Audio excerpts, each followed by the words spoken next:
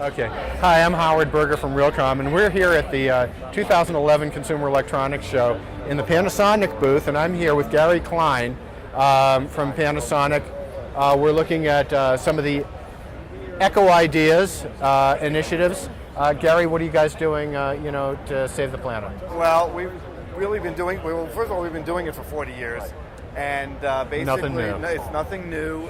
It's certainly a hot topic right now because it's becoming more and more important. Well, that's what I'm trying to do. And basically, our initiative is we're going to be the #1 company by the year 2018 in the world to lead the world in green innovations. And basically, our goal is to have a zero CO2 imprint home, and to obviously reduce the energy consumption and make it a lot more efficient. So these are initiatives that would apply in homes, in buildings, commercial buildings, and in cities.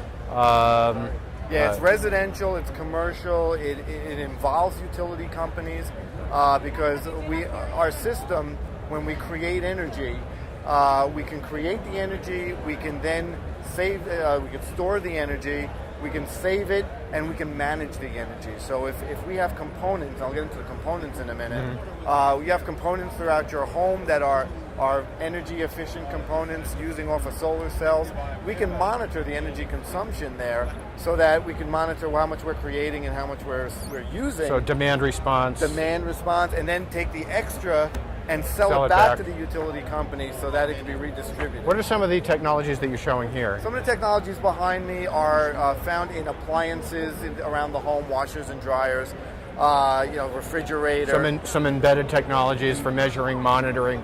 It's all embedded technology for the monitoring. It's an actual system that you play right through your TV, which is also Energy Star compliant. So from the appliances to your home to your car, they're lithium-ion battery cells that are modular. So if you need to store a certain amount of energy in your home, it's scalable. How many modules do you need? It's like a hard drive. How much memory do you need? So this stuff will be plug and play at some point. It'll be plug and play, and we'll have a home storage component that's modular and scalable. I noticed you have a Tesla over here. Is that that runs on lithium-ion batteries too, doesn't it? Right. Yeah. It's going to be found in cars. It's going to be found in all kinds of transportation medium, and again, even the high-end cars like a Tesla. Beautiful. Well, thank you very much. Keep up the good work. Thanks, Gary. I'm speaking with Joey here at Panasonic. Who's got some fascinating technology, household fuel cell technology, that she's going to tell us a little bit about. Joey? Yeah, these are already out there. There are people who have their own personal hydrogen fuel cell in their backyard.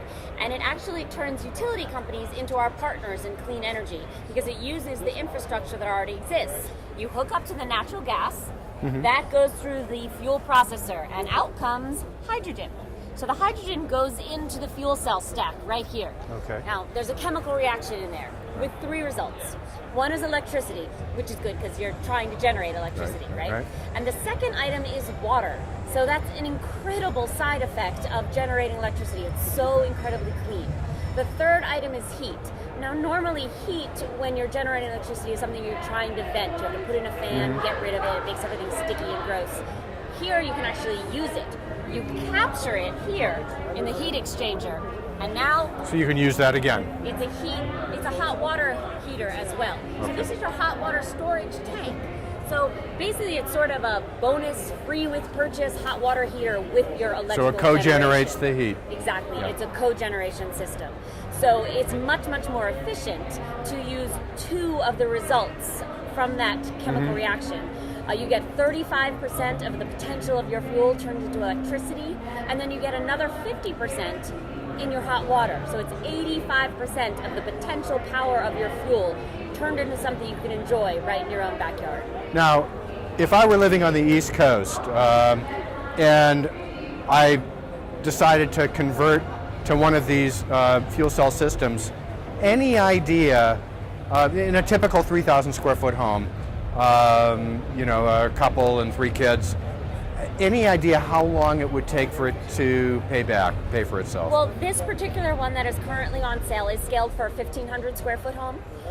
So using it in your home would not be quite as efficient because it is perfectly designed. Well, let's scale back to a 1500. Okay, I don't actually know.